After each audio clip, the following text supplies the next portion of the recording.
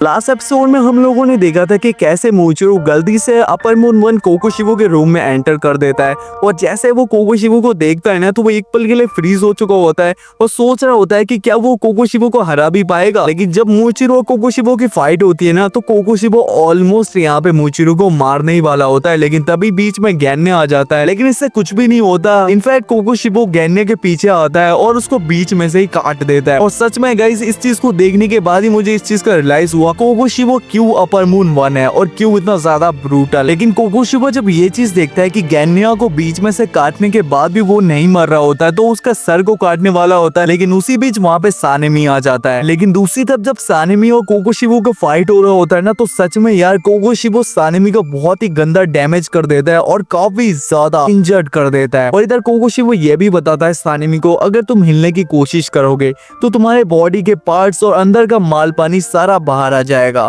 तो कोशिश तो बिल्कुल भी मत करना। लेकिन इधर हम लोग क्या देखते हैं सानेमी बड़े बैडस तरीके से स्माइल कर रहा होता है और वो यहाँ पे कोकोशिबो से कहता है कि तुम्हें सही में लगा कि ऐसा होगा, मेरा ब्लड काफी ज्यादा रेयर है। मेरे ब्लड की ये खासियत है कि वो किसी भी डीमन को बहुत ही ज्यादा कमजोर कर सकता है। और ये चीज कोकोशिबो को थोड़ी देर बाद रियलाइज हो भी जाता है कि सानेमी यहाँ पे कोई मजाक नहीं कर रहा था, उसका ब्लड सही में डीमंस को कमजोर कर देता है। जिसको देखने के बाद कोकोशिबो टाइम को वेस्ट ना करते हुए सानेमी को यहाँ पे जान से ही मारने वाला होता है। लेकिन तभी हम लोग क्या देखते हैं कि वहाँ पे एक और हाशिरा की एंट्री हो जाती है, सबसे मोस्ट स्ट्रॉन्गेस्ट हाशिरा ग्योमे की। ग्योमे आते की साथ ही यहाँ पे सानेमी को बचा लेता है और सानेमी से कहता है कि अपने गाँव पे टागे लगा लो। इधर हम लोग देखते हैं कुछ देर बाद ग्योमे और सानेमी दोनों एक साथ कंबाइन अटैक्स कर रहे होते हैं अगेंस्ट में कोकोशिबो के। लेकिन इन सब चीजों को कोई भी फायदा नहीं होता क्योंकि कोकोशिबो अपने स्वॉर्ड को बहुत ही ज्यादा डिमोनिक बना लेता है और जैसे ही वो उन पे अटैक करता है तो हम लोग देखते हैं कि सानेमी और ग्योमे के ऊपर काफी सारे कट्स आ चुके होते हैं। तो अब देखते हैं आगे। लेकिन वीडियो में आगे बढ़ने से पहले मैं आप लोगों को शुक्रिया अदा करना चाहता हूँ क्योंकि यार आप लोग काफी ज्यादा अच्छे हो। और पिछली वाली वीडियो में आप लोगों ने बहुत ही अच्छे कमेंट्स किए थे। इनफैक्ट आप लोगों ने ये भी कमेंट किया था कि यार इसका नेक्स्ट पार्ट लेके आओ, तो फाइनली मैं आप लोगों को कहने पे इसका नेक्स्ट पार्ट लेके आ चुका हूँ। तो यार जल्दी से चैनल को सब्सक्राइब करो, वीडियो को लाइक कर दो जिससे ऐसी इंटरेस्टिंग वीडियो आप लोगों से मिस ना हो। तो चलो यार कहानी की तरफ बढ़ते हैं और स्टार्ट करते हैं demon slayer infinity castle arc episode 4 part 2। कहानी के स्टार्टिंग में हम लोग देखते हैं कोकोशिबो को जिसने अपने स्वॉर्ड को काफी ज्यादा खतरनाक और डिमोनिक बना लिया होता है और वो मन में सोच रहा होता है कि ये दोनों हाशिरा बहुत ही ज्यादा पावरफुल है। अगर मैं इन दोनों को मार देता हूँ तो बाकी डीमन स्लेयर और हाशिरास को मारना मेरे लिए बहुत ही ज्यादा आसान हो जाएगा। इधर हम लोग देखते हैं सानेमी को जो बहुत ही ज्यादा पैनिक कर रहा होता है क्योंकि उसकी उंगलियां कट चुकी होती है, मतलब सारी नहीं कुछ उंगलियां कट चुकी होती है जिस वजह से वो पैनिक कर रहा होता है। वो सोच रहा होता है कि अगर ग्योमी बीच में नहीं आता और मुझे बचाता नहीं तो शायद मैं अपने दोनों हाथ को ही गवा देता। द सीन शिफ्ट होता है, हम लोग देखते हैं मास्टर कगाए के बेटे केरिया को जो यहाँ पे इन सब फाइट को देख रहा होता है। लेकिन तभी हम लोग देखते हैं उनकी जो बहन होती है वो यहाँ पे केरिया से कहती है क्या हमें ग्यू और तांजीरो को भेजना चाहिए अपर मून वन को मारने के लिए। लेकिन तभी हम देखते हैं जो केरिया होता है वो मना कर देता है कि नहीं हम ऐसा नहीं कर सकते क्योंकि ग्यू और तांजीरो मुजान की तरफ बढ़ रहे हैं और मुझे पूरा यकीन है कि ग्योमी, सानेमी, मोइचिरो और गैन्या मिलके अपर मून वन को जरूर हरा देंगे। तभी यहाँ पे सीन फाइट की तरफ शिफ्ट होता है। हम लोग देखते हैं कि कोकोशिबो अपनी स्वॉर्ड को उठाता है और यूज कर देता है moon breathing mirror lunar shine का। जितना ज्यादा खतरनाक अटैक होता है इससे आसपास के जो पिलर्स होते हैं वो भी कट चुके होते हैं। लेकिन कोकोशिबो यहाँ पे नहीं रुकता है, वो फिर से अगेन यूज कर देता है लूनर बोरोस का। और हम लोग यहाँ पे देखते हैं कि ये अटैक पिछले वाले अटैक से बहुत ही ज्यादा खतरनाक और पावरफुल होता है जिससे यहाँ पे नीचे का जो फर्श होता है वो यहाँ पे कट चुका होता है। लेकिन अच्छी बात यह है कि इससे सानेमी और ग्यू को ज्यादा डैमेज नहीं पहुंचता है लेकिन उनकी बॉडी पे बहुत सारे कट्स आ चुके होते हैं। लेकिन कोकोशिबो के माइंड में बस एक ही बात चल रही होती है कि इसको जल्दी से जल्दी इन दोनों को यहाँ पे खत्म करना होगा। लेकिन हम लोग देखते हैं कि यहाँ पे सानेमी की हालत बहुत ही ज्यादा खराब हो जाती है और उसको एक कट लग भी जाता है और ये कट बहुत ही ज्यादा गहरा होता है और सानेमी मान लो कि यार वहां से उठने की हालत में भी नहीं होता। लेकिन उसके ऊपर कोकोशिबो यूज कर देता है मून ब्रीथिंग 10 फॉर्म। सानेमी जो होता है वो ग्यू से बोलता है कि तुम अपनी जान बचाओ, मेरी टेंशन मत करो। लेकिन तभी हम लोग देखते हैं कि डायरेक्टली उसको ये अटैक लगने वाला होता है लेकिन बीच में मोइचिरो आ जाता है और आके यहाँ पे सानेमी को बचा लेता है। ऐसे देखा जाए दोस्तों मोइचिरो की टाइमिंग एकदम परफेक्ट थी, अगर वो थोड़ा सा भी लेट हो जाता तो सानेमी का यहाँ पे गेम बच जाता। लेकिन इधर हम लोग देखते हैं कि गैन्या दूर से फाइट को देख रहा होता है और हम लोग गैन्या को देखते हैं जिसके सगल पे यार बहुत ही ज्यादा पसीना हो रहा है, मतलब ये काफी ज्यादा डर रहा होता है और यहाँ पे सोच रहा होता है क्या मुझे उनकी मदद करनी चाहिए, क्या मुझे वहाँ जाना चाहिए। लेकिन तभी वो सोचता है कि अगर मैं वहाँ पे गया तो वो कोकोशिबो मुझे दोबारा देख लेगा और पिछली बार के जैसे उसने मुझे बीच में से काट दिया था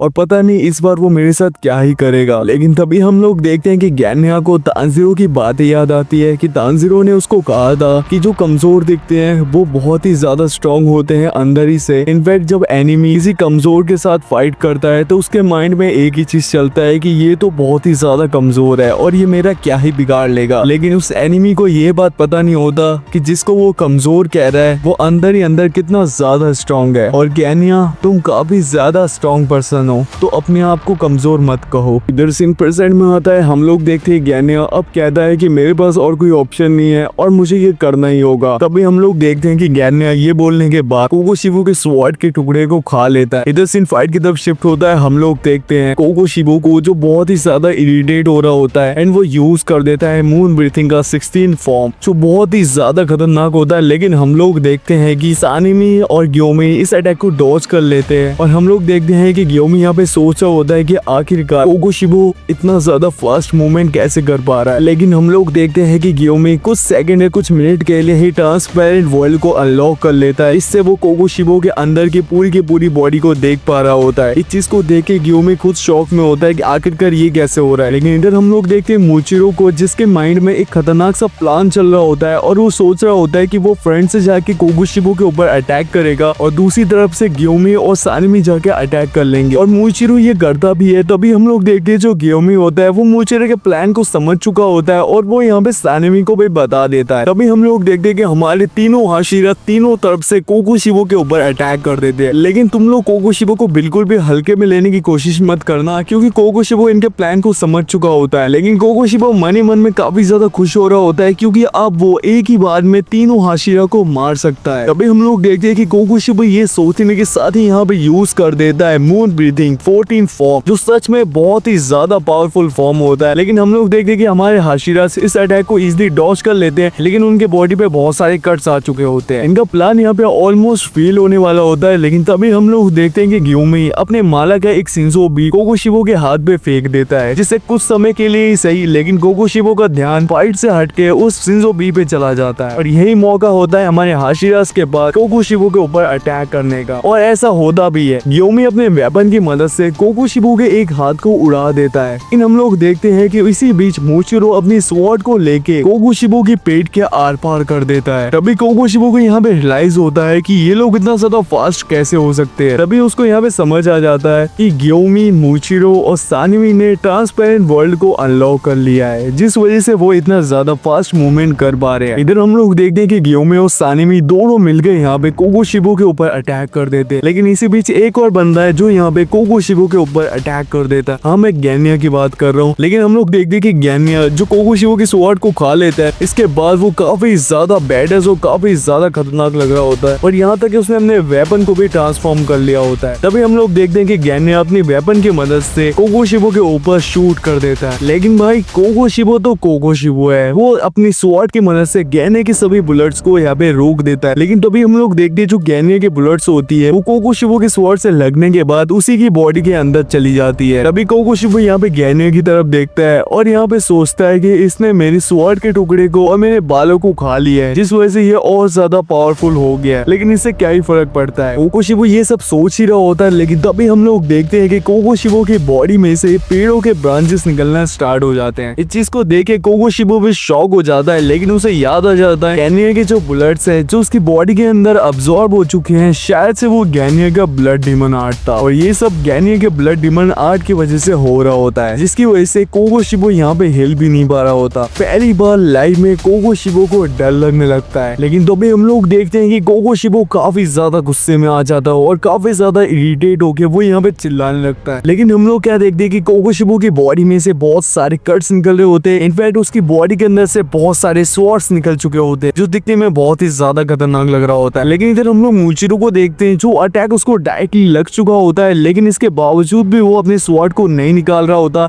इनफैक्ट वो उस अटैक को डॉज भी नहीं करता। कोकोशिबो का अटैक उसको डायरेक्टली लग भी जाता है। लेकिन हम लोग क्या देखते हैं कि ग्योमी और सानिमी दोबारा यहाँ पे कोकोशिबो के ऊपर अटैक कर देते हैं। और इधर हम लोग एक चीज और देखते हैं कि मूचिरो की स्वॉर्ड यहाँ पे डार्क रेड हो चुकी होती है और इसकी वजह से कोकोशिबो बहुत ही ज्यादा दर्द में होता है और उसको ऐसा फील हो रहा होता है कि उसकी बॉडी किसी आग में जल रही हो। लेकिन तभी हम लोग देखते हैं कि सानिमी और ग्योमी यहाँ पे दोबारा से कोकोशिबो के ऊपर अटैक कर कर देते हैं क्योंकि वो इस टाइम को वेस्ट नहीं करना चाहते। इधर हम लोग देखते हैं कि ज्ञानी अभी अपने ब्लड डिमांड टेक्निक को एक्टिवेट कर देता है, जिस वजह से कोकोशिबो की पीठ पे एक बहुत बड़ा पेड़ उगाता है। और फाइनली हम लोग उस मोमेंट को देखते हैं। इस मोमेंट में फाइनली अपर मून 1 का सर उसके धड़ से अलग होने वाला होता है। लेकिन तभी हम लोग क्या देखते हैं कि ग्योमी और सानवी दोनों एक साथ अटैक कर देते कोकोशिबो के ऊपर, लेकिन फिर भी कोकोशिबो का सर वो काट नहीं पा रहे होते। लेकिन एक मोमेंट ऐसा आता है कि फाइनली हम लोग देखते हैं कि ग्योमी और सानवी का वेपन्स जो होते हैं, यानी सानवी के जो स्वॉर्ड होते हैं, ग्योमी का जो वेपन होता है वो डार्क रेड में कन्वर्ट हो जाता है। और फाइनली हम लोग वो मोमेंट को देखते हैं जिस मोमेंट पे अपर मून 1 कोकोशिबो का सर उसके धड़ से अलग हो जाता है। अभी कोकोशिबो को यहाँ पे अपना पास्ट याद आता है और वो यहाँ पे अपने भाई से पूछ रहा होता है, यानी योरिची से पूछ रहा होता है कि हमारे बाद सक्सेसर कौन बनेगा। लेकिन तभी यहाँ पे योरिची बताता है कि हमारे बाद सक्सेसर कोई भी नहीं बनेगा, क्योंकि मुझे विश्वास है जो आने वाली जनरेशन है वो हमें सरपास कर देगी और हमसे भी अभी ज्यादा स्ट्रॉन्ग बनेगी, और मुझे भरोसा है कि वो ऐसा जरूर करेंगे। लेकिन इधर सीन प्रेजेंट में आता है, हम लोग देखते हैं कि कोकोशिबो का सर कटने के बाद भी वो यहाँ पे नहीं मर रहा होता है। ग्योमी और सानवी दोबारा से कोकोशिबो के ऊपर अटैक कर देते हैं, लेकिन इसका कोई फायदा नहीं होता क्योंकि कोकोशिबो का सर कटने के बाद भी वो यहाँ पे उल्टा सानवी, ग्योमी और मुचुरो के ऊपर अटैक करके उनको अपने आप से दूर कर देता है। तभी हम लोग देखते हैं कि कोकोशिबो मुचुरो की स्वॉर्ड को अपने बॉडी के अंदर से बाहर निकाल रहा होता है, लेकिन हमारे हाशिरा कहाँ हार मानने वाले थे, वो दोबारा यहाँ पे कोकोशिबो के ऊपर अटैक कर देते हैं। लेकिन इस बार जो हम लोग देखते हैं वो गाइस बहुत ही ज्यादा खतरनाक था। कोकोशिबो एक मॉन्स्टर के अंदर ट्रांसफॉर्म हो चुका होता है, जो दिखने में बहुत ही ज्यादा गाइस खतरनाक और डेंजरस लग रहा होता है। लेकिन हमारे हाशिरा उसको इससे कोई भी फर्क नहीं पड़ता एंड वो अगेन से कोकोशिबो के ऊपर अटैक कर देते हैं। लेकिन तभी हम लोग देखते हैं कि कोकोशिबो की नजर जाती है सानवी की स्वॉर्ड के ऊपर, जहाँ पे उसका रिफ्लेक्शन दिख रहा होता है। एंड जैसे वो अपने आप को देखता है तो एकदम से वो काफी ज्यादा शॉक हो जाता है। तभी पीछे से योरिची की आवाज आती है। योरिची कोकोशिबो से कह रहा होता है कि भाई क्या तुम यही बनना चाहते थे?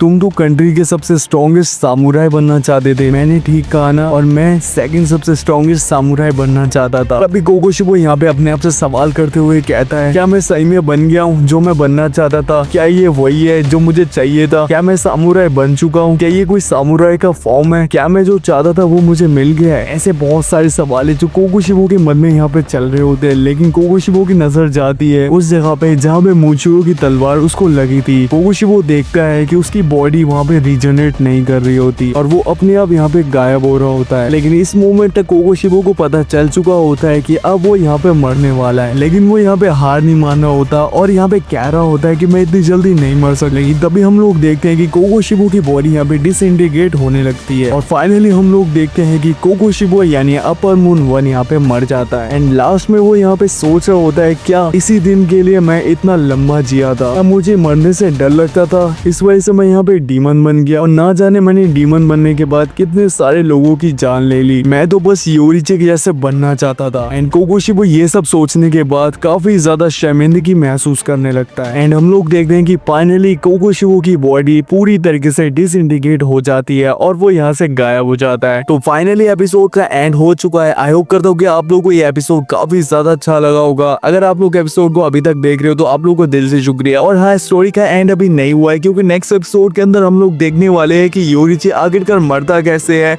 और कैसे कोकोशिबो एक डीमन बन जाता है। तो नेक्स्ट वीडियो में आप लोगों के लिए जल्दी ले आऊंगा, हो सकता है कि कल ही लेके आओ। तो प्लीज चैनल को सब्सक्राइब कर देना और बेल आइकन को ऑल पे सेट रखना, क्योंकि जैसे वीडियो आएगा आप लोगों पे नोटिफिकेशन चला जाएगा। चलो मिलता हूँ नेक्स्ट वीडियो के अंदर, एनी नेक्स्ट एपिसोड के अंदर। जब तक के लिए आप लोग अपना ख्याल रखना।